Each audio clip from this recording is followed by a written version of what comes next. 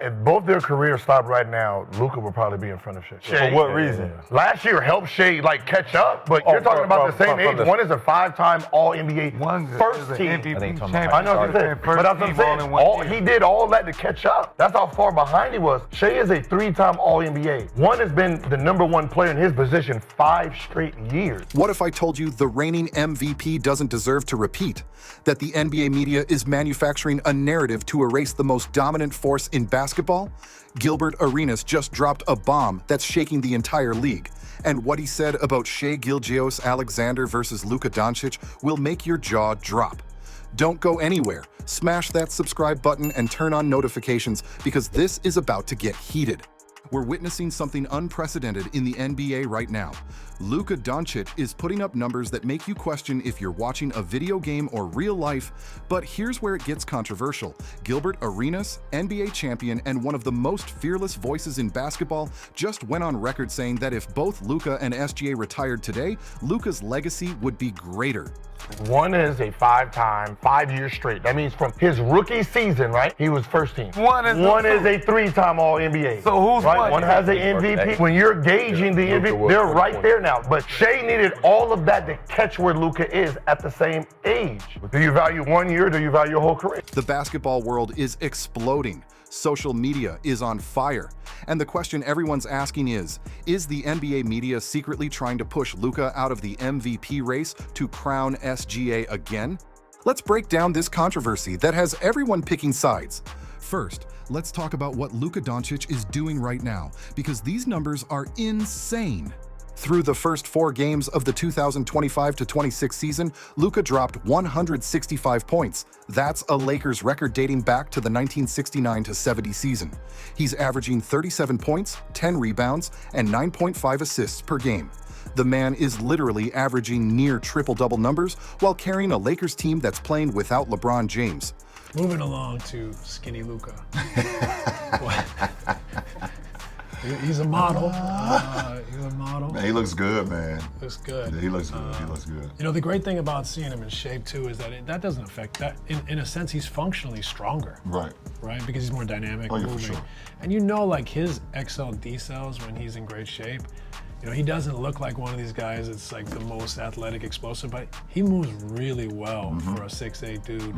And the less weight he has, his ability to stop on a dime, his ability to change direction at that size and skill level, it's amazing. Have you seen already that movement? Yeah, for sure. I think the movement, I watched a lot of the Eurobasket this summer too. I watched his team a lot. Obviously, him being my teammate, a little bit quicker, you know, a little bit more functional. But I think more importantly, I think what a lot of people will not see is the recovery now.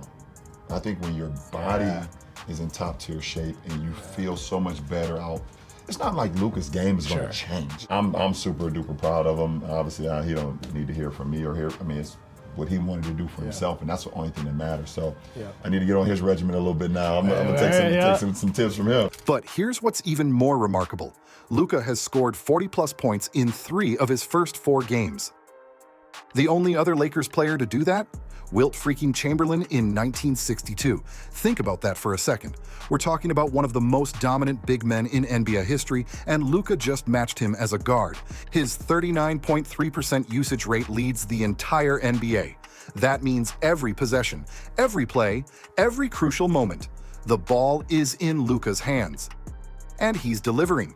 Kendrick Perkins, who's been watching basketball for decades, said it best. And Perk picked Luka to lead the league in scoring before the season even started. How's that prediction looking now? JJ Redick, his own coach, believes so strongly in Luka that he publicly stated he's motivated by winning. If we win at a high level, he'll be in that conversation for MVP. That's a coach putting his reputation on the line for his player. But it's not just about the stats, it's about the story. Luka came to LA after being criticized for his conditioning in Dallas. The media destroyed him. They questioned his commitment, his body, his work ethic. And what did he do? He showed up on the cover of Men's Health magazine looking like a completely different human being.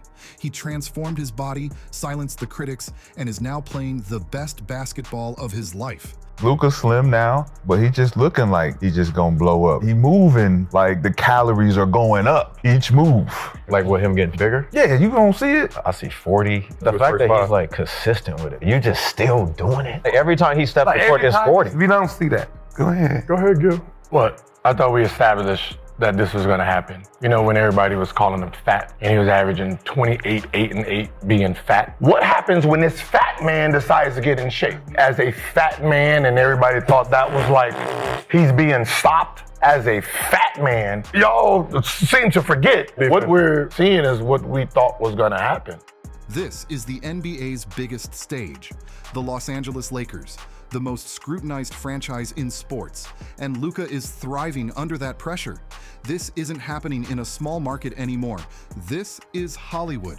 This is where legends are made. Nick Wright put it perfectly. The stars have aligned for Luka Dončić to finally snag the elusive MVP. He's on the biggest stage of his career in Los Angeles.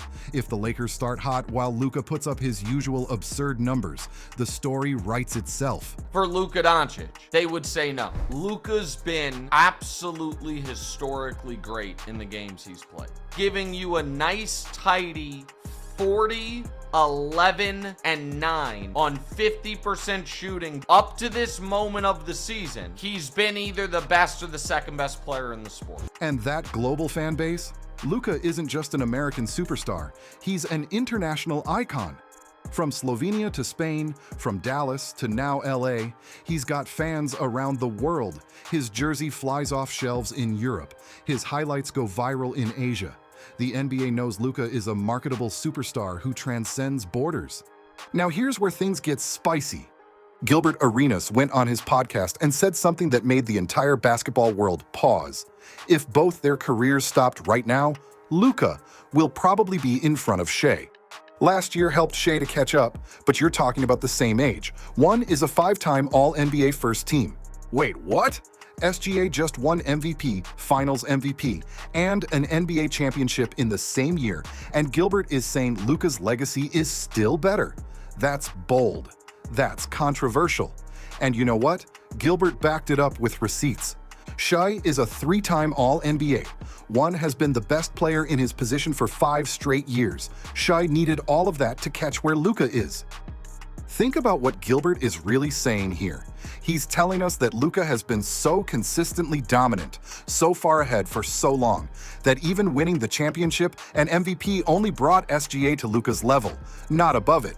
Luka's career scoring average, 28.7 points per game. That's the 3rd highest in NBA history, behind only Michael Jordan and Wilt Chamberlain. Let me repeat that, 3rd in NBA history. 5 All-NBA first-team selections in just 7 seasons. Do you understand how rare that is? For 5 out of 7 years, Luka has been recognized as one of the absolute best at his position. That's not just consistency, that's sustained excellence. But here's the narrative shift Gilbert is predicting for this season. Luka's upside to where they fell last year and his story from last year to this year, if he comes out averaging 33 points and doing what he does, he will be favored over SGA. The transformation narrative, the redemption story, that's what voters love. That's what captures imaginations, and Gilbert knows it. But now we have to ask the uncomfortable question that's been bubbling under the surface. Is the NBA media trying to manufacture a narrative that pushes Luka aside?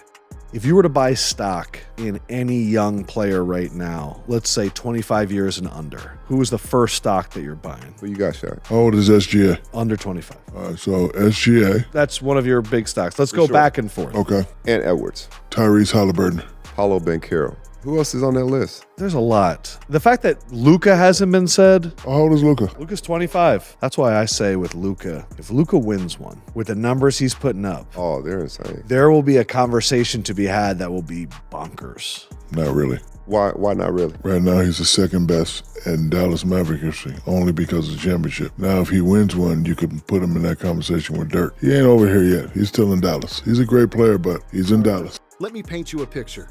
Last season, Nikola Jokic averaged a triple-double. 29.6 points, 12.7 rebounds, 10.2 assists. The man had 34 triple-doubles. He was absolutely historic. And yet, He didn't win MVP, SGA did.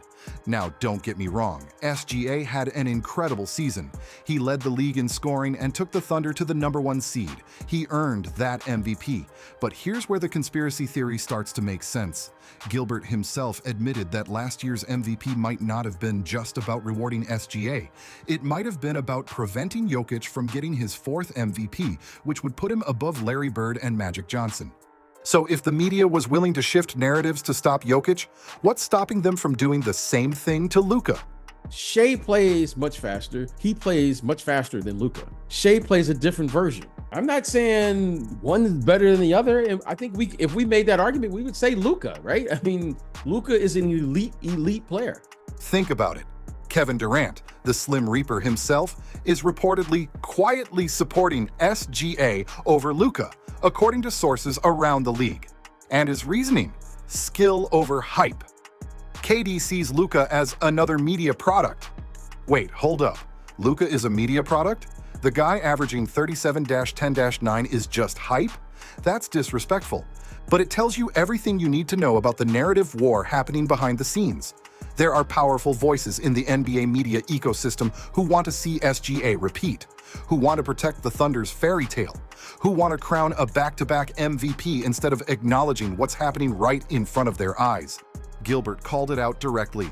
Even if SGA performs at a remarkably high level, there could be an underlying push within the media to elevate Luka to the pinnacle and have a new face dominate all the headlines. But here's the twist. Gilbert is saying that Luka should be that new face. Not because of media hype, but because of earned dominance. The Thunder are 7-0 to start the season. They're the perfect team. Young, exciting, deep, well-coached. And SGA is leading them with 33.6 points per game, continuing his scoring dominance. The media loves the Thunder. They love the small market success story. They love the homegrown talent, and they love the idea of a dynasty building in Oklahoma City.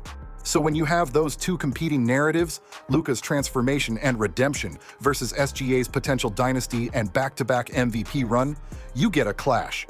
And in that clash, someone has to lose. Gilbert's point is clear. SGA will need to do more than what he did last year to win again. If Gilgeous-Alexander intends to defend his MVP crown, he wouldn't just be expected to lead the Thunder to an even better record in the more intensely competitive Western Conference landscape, but even produce a scoring average or impact winning in better ways than he did last season. In other words, the bar for SGA is higher now, because he's the defending champion, because there's no novelty factor, because voter fatigue is real. Meanwhile, Luka's bar is different. His narrative is fresh, his story is compelling, and his numbers are undeniable. We can't talk about Luka's MVP case without discussing the LeBron James situation, because it's crucial. LeBron is dealing with sciatica and hasn't played yet this season. The Lakers have had to rely entirely on Luka. And you know what? They're 6-2. They're winning without the greatest player of this generation on the floor. That tells you everything about Luka's value. But here's the twist. When LeBron comes back, what happens to Luka's narrative? Does it hurt him that he has another superstar? Or does it help him because the Lakers become legitimate championship contenders? History tells us that MVPs come from teams that win.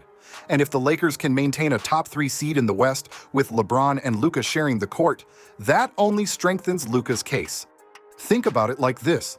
Luka proved he can carry a team without help. When LeBron returns, he'll prove he can win with help. That's the complete package. That's the leader you want. That's the MVP. And let's not forget, LeBron James himself knows greatness when he sees it. He chose to share the court with Luka in LA. The king recognized the prince. And when LeBron's back on the floor, you better believe he'll be the first person campaigning for Luka's MVP candidacy. Now let's address something uncomfortable. Is SGA jealous of Luka's global stardom? Look, SGA is incredible. He's a champion. He's an MVP. He's one of the best players in the world. But here's the reality. Luka is a global icon in a way that SGA simply isn't. Luka's got the European flair, the international following, the Hollywood spotlight now. He's on magazine covers, he's in commercials worldwide. He's got the charisma and the swagger that transcends basketball. SGA is beloved in Oklahoma City, he's respected around the league, but he doesn't have that magnetism, that X factor, that thing that makes casual fans tune in just to watch him. And you know what? That probably bothers him, because SGA works just as hard, he's just as skilled, he's proven just as much on the court, but the attention isn't equal. This isn't about hating on SGA, it's about acknowledging reality. In the NBA, narrative matters. Star power matters. And the media gravitates towards certain players for reasons that go beyond just basketball. Gilbert's prediction that there could be an underlying push within the media to elevate Luka isn't about disrespecting SGA. It's about understanding how the machine works. The NBA is a business, and Luka is box office in a way that few players are. Let's bring this back to what matters most: the numbers. Luka Dončić, current season, minus 37.0 PPG, 10.0 RPG, 9.5 APG, leading the NBA in usage rate, 39.3%. Multiple 40-plus point games. Averaging near triple-double, Shai Gilgeous-Alexander, current season, 33.6 PPG, 5.1 RPG, 5.9 APG, leading an undefeated team, 7-0. Defending MVP. The numbers favor Luka in terms of individual production. The team record favors SGA. So what breaks the tie? Narrative. And that's where this entire debate lives. Because if you're only looking at stats, both have a case. If you're only looking at team success early in the season, SGA has the edge. But when you factor in the story, Luka's transformation, his move to LA, his historic start, his redemption arc, the momentum swings to Luka. So here's where we land. Gilbert Arenas threw down the gauntlet. He said what many are thinking but afraid to say out loud: Luka Dončić is the real MVP candidate this season, regardless of what SGA accomplished last year. The numbers support it. The narrative supports it. The eye test screams it. But here's the truth. This is going to be one of the closest MVP races we've seen in years. SGA isn't going away quietly. The Thunder aren't going to collapse. And there are forces in the media who will fight to protect SGA's legacy and push for his back-to-back MVP. What do you think? Is Gilbert Arenas right to call out the MVP race this early? Is Luka the clear favorite, or does SGA deserve to repeat? Drop your thoughts in the comments below, and don't be shy, we want to hear all perspectives. If this video got you fired up, make sure you smash that like button, subscribe to the channel, and hit that notification bell so you never miss our basketball breakdowns.